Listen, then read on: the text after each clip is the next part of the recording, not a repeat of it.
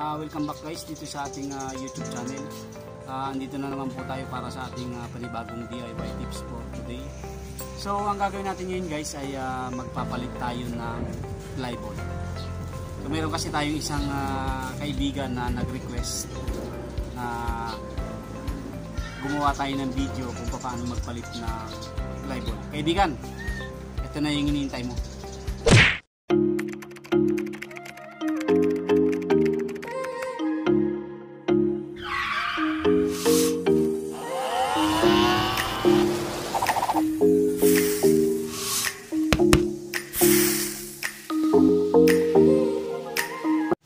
Guys, ang gagawin natin ngayon ay magpapalit tayo ng plywood.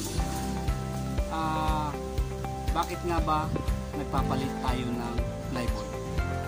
So, ang pagpapalit kasi ng plywood maraming mga dahilan, maraming mga reason. Una, kailangan natin magpalit ng plywood dahil worn out na siya, may kanto na siya, pupudpud na siya. Pangalawa, mayroon na namang nagpapalit ng plywood dahil gusto lang niya. Gusto kong magpalit halimbawa ng straight 9. Mayroon din naman na nagpapalit ng plywood dahil gusto niyang itimpla or makuha yung tamang arangkada ng motor niya dahil yung iba kasi may angkas o mabigat. So kung stock na plywood tayo, medyo may problema o medyo delay or hindi tayo satisfied dun sa arangkada natin o dun sa gitna at dulo natin. Iba-ibang reason kung bakit tayo nagpapalit ng plywood. So ngayon, ang gagawin natin ngayon ay magpapalit tayo ng 8-9. So naka straight 9 kasi tayo, araw-araw mayroon akong angkas. Medyo parang nalulunod kasi siya sa arangkada kaya gusto kong medyo magaan para mas may buwelo. So ang paniniwala kasi nung iba, pag magaan ang bola mo, mas mabilis umangat. So mali po yun. Pag nagbigat po tayo ng bola, yun yung mas mabilis umangat.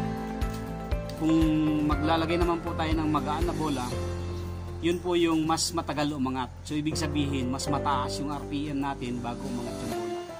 So yun po yung reason ko kung bakit kailangan ko magpalit niyan. Gusto ko medyo mataas yung RPM niya, yung RPM natin bago siya umarangkada para mas buwelo siya, mas may buwelo. So yun. Umpisa na natin guys.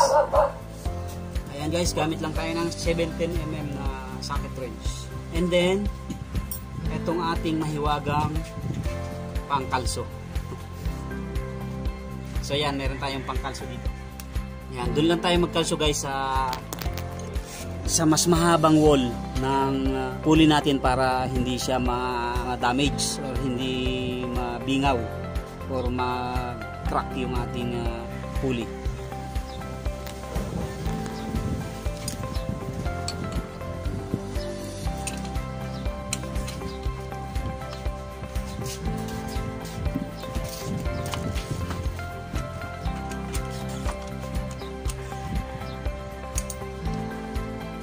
So yan guys, tandaan lang natin yung pagkakasunod-sunod, yung nut, and then meron tayong washer, and then yung kick natin,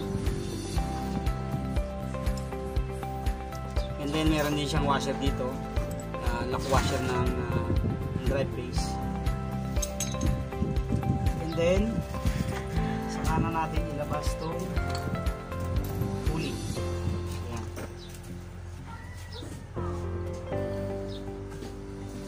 Ayan, ito na guys yung pulley natin. Ito yung backplate. Kailangan din muna natin i-check yung backplate natin. Kung maalog na guys itong slider natin, nagkukos din kasi ito ng ingay. So kailangan palitan na rin natin siya kung luwag na. Nagkukos kasi siya ng ingay. Nakakabili naman ng hiwalay nito guys. Nasa, alam ko, 120. So guys, ito na yung pulley natin, naka straight 9 kasi tayo. Ayan. So ang gagawin natin ay papalitan natin yung tatlong 9 ng tatlong 8 o tatlong 8 grams. So gawin natin, tanggalin muna natin lahat guys, and then linisan muna natin yung pulley. Ayan, linisan muna natin guys yung ano natin, pulley natin para mawala yung mga dumi. Importante kasi dapat malinis itong dinadaanan ng bola para hindi siya i-stack up. Then check din natin yung mga wall. Minsan kasi na-worn natin yan or nagka-crack, kaya dapat check din natin yan. So kung malinis na guys yung pulley natin, so ilagay na natin itong mga bola. So ang una nating ilalagay guys ay yung mabigat. Kung 8-9 tayo ang set natin, sa una yung 9. Ayan. Sa una lagi yung mabigat. And then sa huli yung magaan. Ang paniniwala kasi natin, kahit ako noon din ang paniwala ko dito sa combination na ito. Once na mabigat yung bola, mabigat din iangat ng pulley natin. Baliktad pala yun. Ang mabigat kasing bola, siya yung naunang umangat. Kasi mas mabilis siyang itulak ng force ng pulley natin kumpara doon sa magaan. So yung 9 mauna siyang umangat, and then saka angat yung 8 natin. Saka doon siya once na umangat na yung 8 natin, doon na yung lalakas ngayon yung puwersa para iangat naman yung belt natin. So kaya nagko-combination ako dahil naka-engine upgrade kasi ako. Gusto ko may buwelo. Pag kasi nag-straight 9 tayo, straight 10, kumbaga mabigat yung arangkada natin. Kumbaga pag piga natin ng silinyador, angat agad yung bola. Siyempre parang kumambyo ko agad ng segunda, tersera nun. So kaya mas gusto ko na medyo mababa ng konti yung bola natin para bago tayo kumambyo, kumbaga kumambyo ng segunda o tersera, ay mas malakas yung buwelo ng makina natin. Ramdam mo kasi yun kung talagang matagal ka na nagmumotor, maganda ba yung arangkada mo o kung satisfied ka ba dun sa arangkada mo. Araw-araw kasi may angkas tayo, kaya mas ito yung nararamdaman ko na mas maganda yung hatak ng motor natin sa arangkada. Ganyan din sa dulo at sa gitna. So yun na guys, ito na yung combination natin. 9 sa una and then 8 sa likod. Ibalik na natin itong ating backplate. 3 9 and then 3 8 grams. So balik na natin guys yung ating pulley. And then kung may washer tayo guys, huwag natin kalimutan na ilagay yung washer. And then saka yung ating belt. Ilagay nyo yung belt.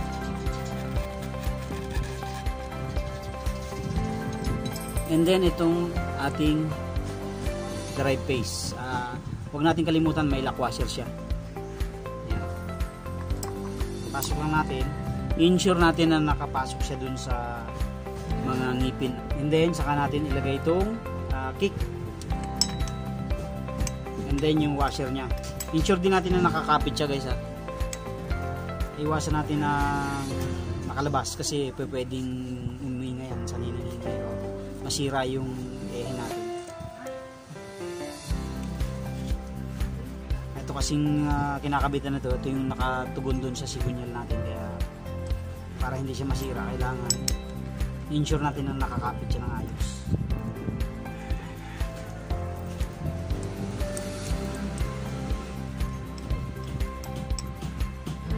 A few moments later.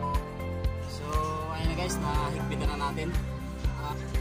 Kabit na natin yung release.